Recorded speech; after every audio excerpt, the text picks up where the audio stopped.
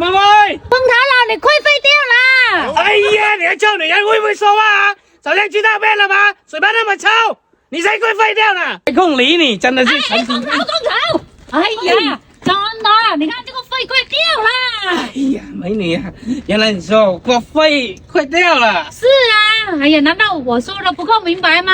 哎呀，我以为你是骂我呢，真的是误会了啊。没有啊，光头，你想多了，我就着急的说，就是说废掉了，可能你误会了，我也说不清楚啊。哎呀，一点那就对不起啦，不好意思啊。哎，没事，我只是告诉你，等一下真的掉了就不好了，是不是？好，哎呀，真的掉了，现在你看绑好一点啊。啊，真的是哈。对了，哎呀，美女啊，天，哎呀，感谢你了啊，要不去我家吃饭，我煮饭给你吃。你家在哪里啊？哎呀，我家在那个发财村那边呢。哦，那边啊，那就是隔壁村了。对呀。那挺近的。哎呀，这样多不好意思啊！我只是告诉你而已，用不着请我吃的，是不是？哎，只是刚刚我对你太凶了，觉得不好意思啊。没什么的，就只是一句话而已嘛，对不对？哎，不用了，那既然你知道了，我就先走了啊。啊，那谢谢了啊！不要谢啊。有时间去我那边，请你吃饭。哎呀，真的是差一点就误会人家了。哎呀，真的是啊，差一点把人家的好心当成驴肝肺。算了啊，我也回家了。哎，搞得那么脏啊！哎，回家煮猪肺吃。哎，真的是。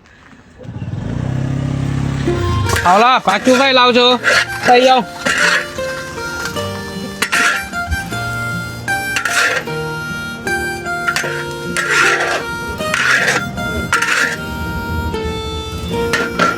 起锅烧油，姜末、蒜末。大葱给它爆香，青椒、小米辣，猪肺倒进去，酸笋倒进去，盐放入蚝油，生抽、料酒，大火翻炒。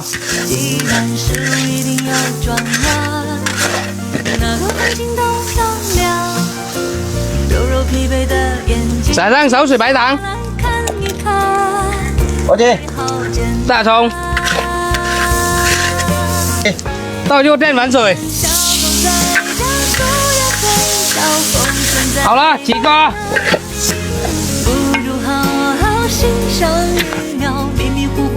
好了，盖饭，来，赶紧吃饭了啊！